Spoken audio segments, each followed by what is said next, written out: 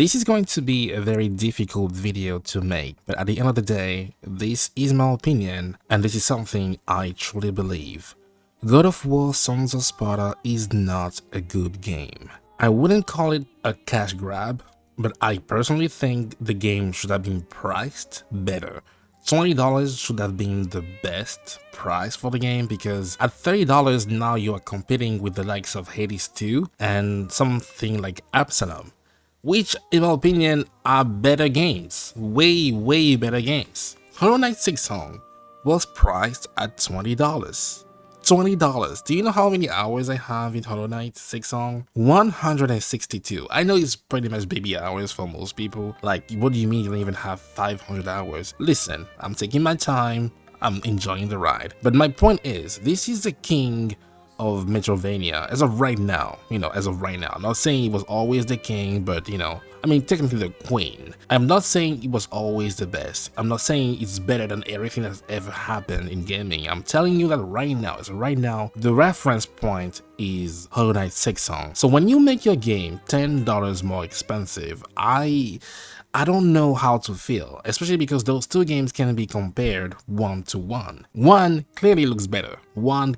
definitely plays better, and one definitely, absolutely is better. But how come the one which is objectively better is not the most expensive? And that, my friends, is quite offensive. I gotta say, it's very offensive. Now, I'm pretty sure most people enjoy the game because right now it is sitting at a 5-star rating on the PlayStation Store page, so I'm going to assume it's a good game. But here's the thing, again, I don't think it's a good game and I haven't played it, and I will play it someday when it goes on sale. I'm going to explain why I haven't played it yet, even though I am the target audience. This game was supposed to be, the best thing for me. I thrive on Metroidvania games. I played almost every single one of them. That's a lie, but I play most of them and I enjoy almost every single one I play. It's very rare for me. Again, super unusual for me to not like a Metroidvania game, because that's the type of game I really love. I really enjoy playing, and usually I can dump at least 40 hours in those games. That's how much I love them. Indie games is where I actually thrive. So again, I should be the one telling you to play the game, but this is not the case. Because when I first saw the trailer, I thought to myself, this is not God of War. And let me ask you a question. Would you have played this game if it wasn't for the fact that it has the God of War brand attached to it? Be honest. Would you have played this game? Because even though it has that brand name on it, I'm not willing to give it a go because I know I'm not going to enjoy it. Now, I know that this is a bit controversial, because how can you make an opinion about something you haven't played? Now, let me ask you a question. And remember, we're all being honest here. The first time you saw Conquered, that Conquered trailer, what did you feel? Enthusiasm? Optimism? Probably not. You probably felt like this was not what you wanted and it was going to probably just flop. And lo and behold, it flopped. I didn't need to play Conquered to know I wasn't the target audience. I'm pretty sure some people, even though very few, enjoyed Conquered. I'm pretty sure some people enjoyed High God. I'm pretty sure some people will enjoy Marathon. That's not the point. I'm saying sometimes you just have to trust your instincts when you see that thing that doesn't appeal to you. If you see that dish and I'm not going to enjoy it, I'm not going to eat it. That's why I'm not playing Sons of Sparta, because I know for a fact this is not going to talk to me. Because I've seen better, I've played better, and for the price, I feel like this is not justified. This is not a good product. Maybe decent, serviceable, but that's not enough. That's not good enough for $30. In this economy, that's a lot of money. Now, there's another problem right now. If you want to go on the store page on your console, you're going to see that the game is trending, right? The game is trending, and that's basically where you would get most information about the game. If you haven't seen the trailer, if you don't know about it, you'll be like, oh, God of War, this is a new God of War game, let me check it out. So you go, you see the price tag, you're like, oh, it came out like what, was it 4 days ago? So you keep going down just to learn more about it, and you see that it has a 5-star rating, which is pretty good, right? Well, new God of War game getting good reviews, that's pretty good. So you keep going down, you see like it's a 2-player game. And it doesn't say online, so it's going to be a 2-player couch game, which means you can play locally with your partner, with your son, with a friend, which is great. Now here's the thing, you don't always stumble upon a good 2-player game. It's very rare, so when you find some, you jump on the occasion, and usually they're really good. They're pretty good. Now here's the problem with Sons of Sparta. The game is advertised. On the front page it says 2 players, but here's the thing, you need to beat the game at least once to be able to unlock the feature, which is, in my opinion, pretty stupid. And if I, as a customer, buy the game based on the fact that I saw on the store page that you offer the option to play with like somebody in co-op, and then I find out that I had to beat the game once and then play it again, I gotta be honest, I will play the game, but I will not be playing it twice just because I want to play with somebody else. Like, I already experienced it, and I'm pretty sure I'm not going to enjoy it, so I don't think I will be playing it twice. This is something they could change. This is something they should allow you to play from the start with, somebody. You don't have to beat the game once or twice, come on. And if you made your purchase, let's say you bought the game because you were about to, play with somebody else and you couldn't, I feel like this is reasonable to ask for a refund, because obviously you got lied to. I mean, it's not technically a lie because you can play in a co-op, but at the same time you can't. And I feel like you should be able to get a refund, but we all know how Sony works. You would never. The moment you press that download button, you will never get that refund back. And I think this also is a problem, because it doesn't allow people to experiment. Sometimes you may be inclined to try something, but just because you just don't know if you're going to like it, you won't jump on it, because even I feel like 1 to 2 hours is enough to make an opinion about whether or not you want to keep playing a game. But you can't even do that. It's like every single time you buy a game on the PlayStation Store, it's a huge commitment, and I feel like this is at the core an issue that's to address. But anyway, my point is, right now the game is not too hot. If it wasn't for the fact that it has the God of War branding on it, I'm pretty sure 50 to 70% of people will not even give a damn about the game. And that bothers me, because, mind you, I love Santa Monica.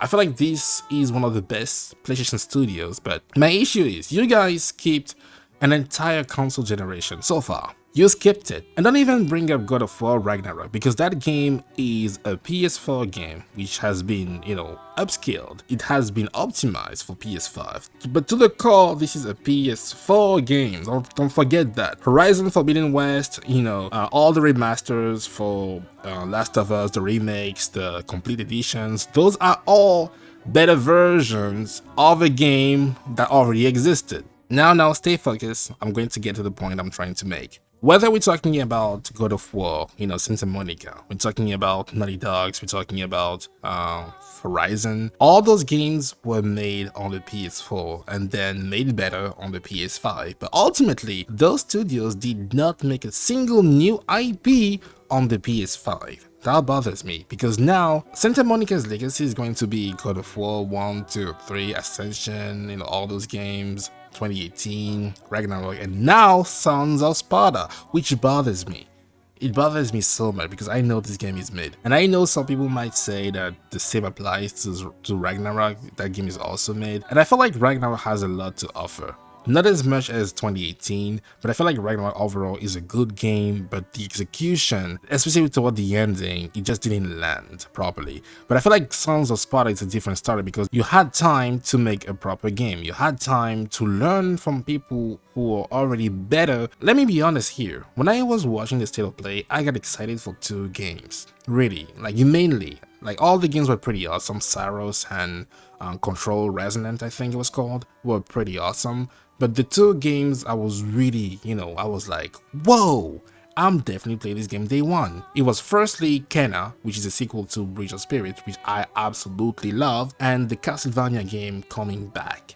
See, when I saw that game, I thought this is something I want to play. When I saw the God of War game, I thought this is not something I want to play. Do you know why? I didn't feel that thing, that spark. Because I felt like something was missing. This was not something which was creative, enough to justify the price tag especially. That really bothers me. For $20, I would be willing to give it a go, but I promise you the price even though it is a problem, is not the main issue I have with the game. The game does not have a soul. And that bothers me a lot because I should absolutely be the target audience. Another game got announced, which it will be called a Metroidvania game. It's called Darwin's Paradox. Basically, you play as an octopus trying to use stealth to do something. It's really funny, and it's made by Konami, and it's $25. And I would rather pay for that. I played the demo, had a blast. I am definitely playing the full game day one when it comes out because the game had soul. It had I could see the soul. I touched it. I enjoyed it. Again, I play those games for fun. I don't make content about them, Bow, Path of the Teal Lotus, Balatro, Cut of the Lamb, recently The Rogue, Prince of Persia, which I believe is an amazing game but just didn't shine as it should, Nine Souls, and Absalom, which are absolutely, oh my god, this game is so good. $25 for Absalom.